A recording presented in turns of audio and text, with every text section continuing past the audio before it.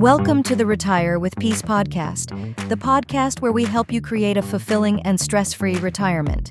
Each week, we bring you expert advice, practical tips, and inspiring stories to help you plan and live your best retirement life.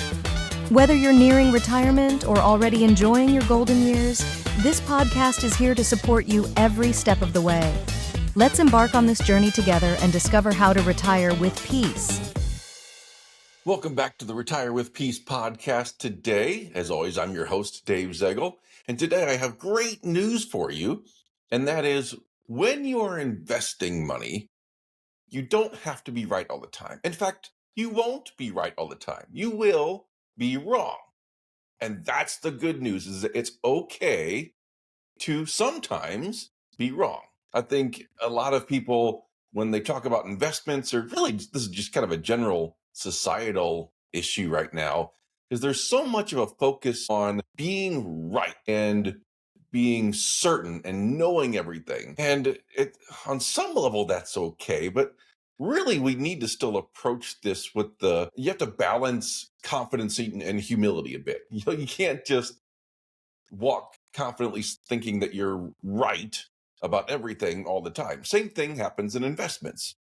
You have to have a level of humility to go with the confidence that says, hey, I am highly confident in this, but I know I'm human, I'm not perfect. And sometimes, even if I am right, there might be other factors in the world that turn against me on this investment. Could be something that happens with a foreign country, could be tax rates change, tariffs come into place, natural disaster happens, Federal Reserve changes interest rates. Who knows? There's a long list of things that are completely outside of your control that could impact your investment negatively, even if you were quote unquote right about the investment. So it's important when we're looking at managing investments and selecting investments to come at it with the understanding that we will be wrong on something. Doesn't really matter what it is, but it's important to just understand that we're trying to put the odds in our favor, knowing that we're not going to be 100% right on everything. So clearly you have to be more right than you are wrong. Otherwise, you're not going to be that great at investing. However, I think so many people worry about being wrong that it prevents them from doing really well with the investments. Or on the other hand, they just think that they're right about everything. And that also prevents them from doing well on the investments because they're so convinced no matter what happens that they're right on these investments. So you have both of those pieces that can wind up being not so great for you. Either you're overconfident and you hang with something, just dying with the investment because you know that you're right about it, when in fact it's going the other direction and stays the other direction.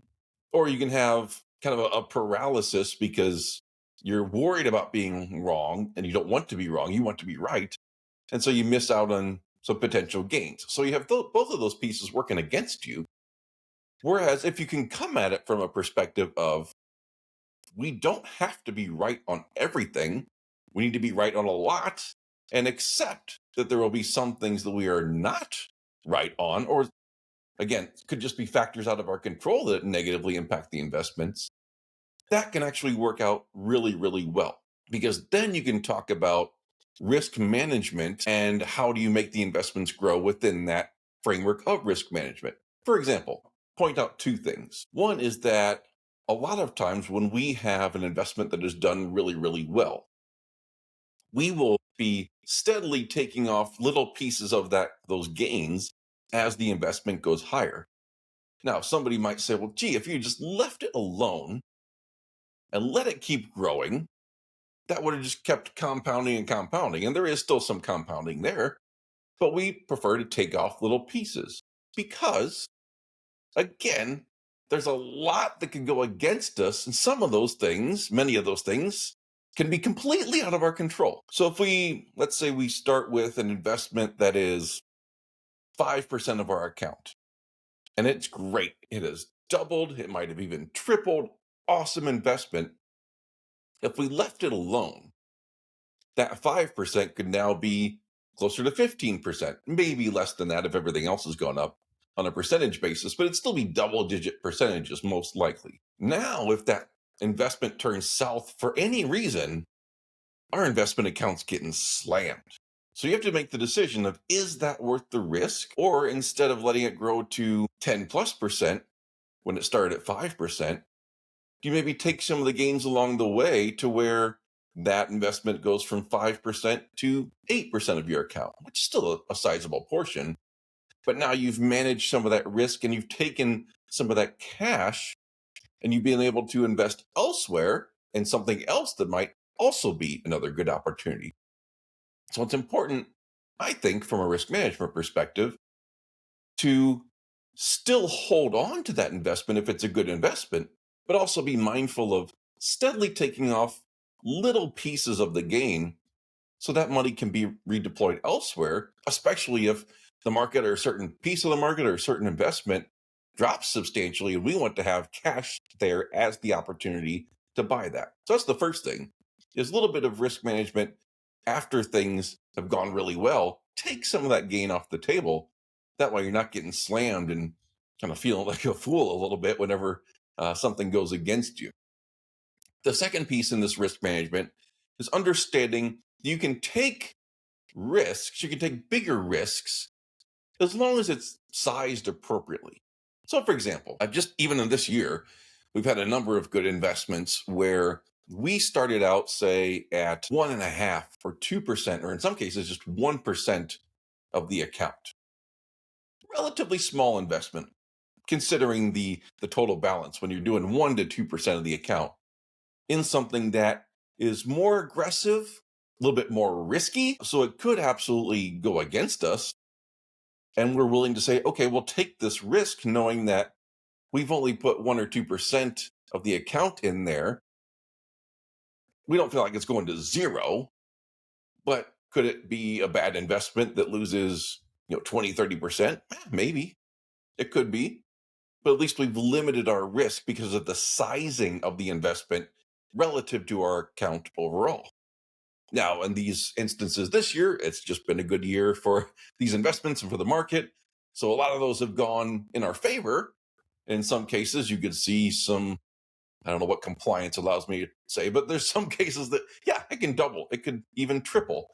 And so now you've had a very sizable impact on a relatively small investment, but you knew the whole time that, okay, I could lose if I invested 1% in this and I got cut in half. Well, that's 0.5% of my account that I lost just on this one investment. That's not fantastic, but it's not destroying our investment account if that happens. Versus you have this big potential upside, which thankfully this year has worked out pretty well just because the markets have been kind and investments have done well. But you have these that could jump and double or triple or even more depending on what you invested in. And so now you're seeing a couple percent gain on the upside. So you can take these risks, understanding that that's not always going to work out that well. You might, in fact, take some losses on it. But if it's sized small enough, you can size it to where the loss isn't going to really harm you too badly, but the potential gain could offer you some nice juice on your portfolio over the long term. So you can't have, half or 70% of your account and crazy risky stuff like that, especially if you're not if you're in retirement, because that's just dangerous. You're going to really risk way too much of what you've already built up. But point being is you can look at these investments and go, I don't have to be right on 100% of these. I don't even have to be close to 100%. I do have to be right more often than I am wrong. And it's nice when being right results in some sort of larger gain. But I bring up all these examples just to highlight the importance of not feeling like you have to be right all the time. And I feel like people talk about different investments and they'll debate things, and that they often come from this perspective of, no, I am right on this. The answer is always, you hope you're right. You've done the research, you think you're right. That's awesome. But you have to realize that there are other factors in play, some of which you can't control, that could wind up resulting in you being wrong on the investment. So you never can be 100% sure The focus is on do your homework, do your research, understand what you are investing in, give yourself better odds by having done that research and the analysis and getting that understanding. We realize in the end, there's factors that you can't control, but what you can control is how hard you work and how much you research it. Are you diversified? That way you're not all in one industry or all in one stock. And how are you sizing your positions? There's lots of different things that you can control. Control those things, and the good outcomes will happen for you.